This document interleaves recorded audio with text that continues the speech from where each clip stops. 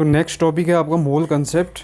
इसको समझने से पहले एक चीज़ आप जानो कि जब भी हम एटम्स की बात करते हैं या मॉलिक्यूल्स की बात करते हैं तो कोई भी एक 1 ग्राम सब्सटेंस में भी अगर हम नंबर ऑफ़ एटम्स निकालें, लार्ज नंबर ऑफ़ एटम्स उसमें होंगे। ठीक है, तो आप देखो लार्ज नंबर ऑफ़ एटम्स हैं तो हर बार आप उसको काउंट तो करेंगे नहीं। ठीक है, आपके पास इतना टाइम नहीं है कि आप मिलियंस और बिलियंस ऑफ पार्टिकल्स को क्या करें, काउंट करें। ठीक है, तो साइंटिस्ट ने क्या किया, अगर हम हर बार हमें पार्टिकल्स को काउंट न करना पड़े और ताकि कैलकुलेशन क्या हो जाए, इजी हो जाए। कोई भी अगर आप मास कन्वर्जन देख रहे हैं या कोई कैलकुलेशन कर रहे हैं तो उसमें आपको इतना सिंपल हो जाए वो चीज़ कि आप हर बार आपको पार्टिकल्स को काउंट न करना पड़े। ठीक है, तो वही चीज़ है कि it is easy to weight a substance than count.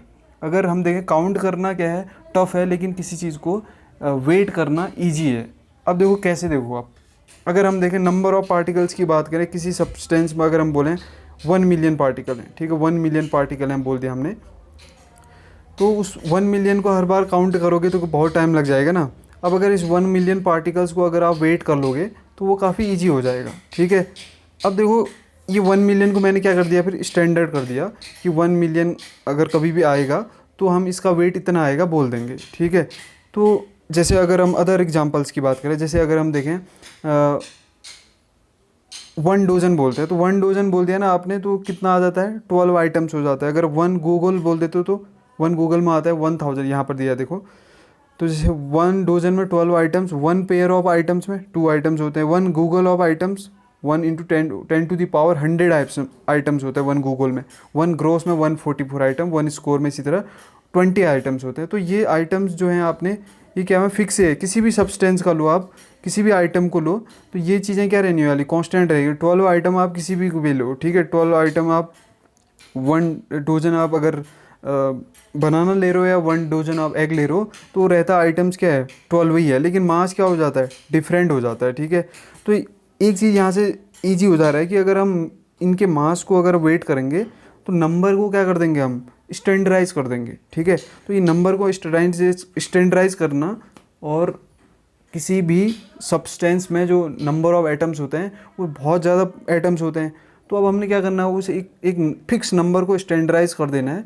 तो उसको हम क्या बोल देंगे, 1 मोल बोल देंगे। ठीक है, जैसे यहाँ पर डेफिनेशन बोलते हैं, तो 1 mole is the amount of a substance of a system which contains as many as elementary entities as there are atoms in 0.012 kilogram of carbon या 12 ग्राम ऑफ कार्बन। ठीक है, तो जो 12 ग्राम ऑफ कार्बन है उसमें जो number of atoms होंगे उसी को हम क्या बोल देंगे, 1 मोल बोल देंगे। ठीक है, अब 1 मोल किसी भी सब्सटेंस का हो, चाहे कार्बन का हो, नाइट्रोजन का हो, ऑक्सीजन का हो, हाइड्रोजन का हो, या किसी भी एक सिंपल अगर आप डेली लाइफ के ऑब्जेक्ट्स की बात कर रहे हैं तो उनका हो, तो 1 मोल में जो एटम्स होंगे वो कितने होंगे, जितना कार्बन के 12 ग्राम में नंबर ऑफ एटम्स होते हैं उसी को हम क्या बोलते हैं, 1 मोल्स ऑफ एटम बोलेंगे या 1 मोल सिंपल बोलेंगे। ठीक है, तो 1 मोल भी क्या हो गया, एक स्टैंडर्ड हो गया।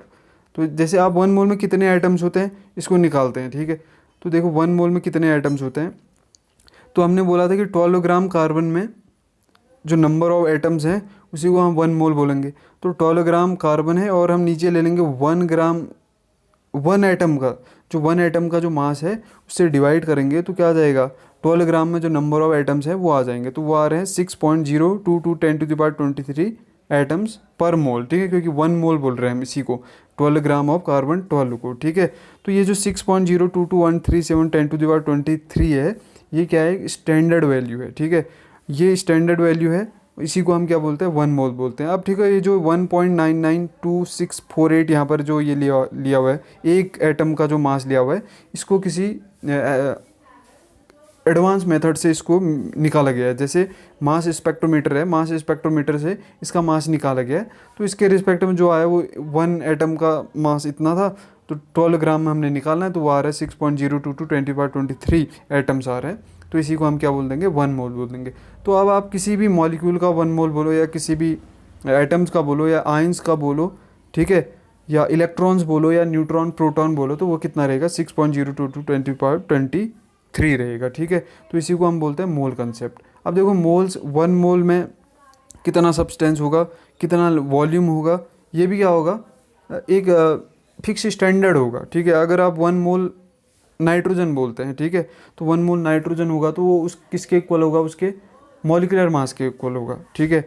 और 1 मोल ऑक्सीजन बोलोगे वो भी उसके मॉलिक्यूलर मास के इक्वल होगा, ठीक है। अगर मास की बात, क्योंकि हमने बोला मास को मेजर करना ईजी है देन काउंटिंग द एटम्स, ठीक है। तो अगर आपने मास इतना कैलकुलेट कर लिया है तो हम बोल देंगे ये कितना हो जाएगा, 1 मोल हो जाएगा। तो उसी को हम बोल देंगे 6.022 10⁻23 एटम्स इसमें होंगे, ठीक है। और उसके अलावा इसमें इस 1 मोल जो नंबर आ रहा है इसी को हम क्या भी बोलते हैं, आवोगैड्रो नंबर भी बोलते हैं, ठीक है। क्या बोलते हैं, आवोगैड्रो नंबर, इतना याद रखना। 1 मोल में जो एटम्स होते हैं या 1 मोल में जो आइटम्स होते हैं उसी को हम क्या बोलते हैं, एवोगैड्रो नंबर, ठीक है। इतना क्लियर हुआ होगा। अब हम देखेंगे मोल्स से हम कैसे कन्वर्ट करते हैं, मोल्स को मास में कैसे कन्वर्ट करेंगे, मास को मोल्स में कन्वर्ट कैसे करेंगे, और उसके अलावा मोल्स को वॉल्यूम में कैसे कन्वर्ट करेंगे। तो वो भी एक क्या होगा, फिक्स होगा। क्योंकि अगर नंबर ऑफ एटम किसी भी सब्सटेंस में अगर हमने फिक्स कर दिया है तो उसका जो मास होगा वो भी क्या होगा, फिक्स होगा। तो हम देखेंगे वो किस तरीके से हमने निकालना है, तो वो हम देखेंगे अगली वीडियो में। Till then, thank you, God bless you all.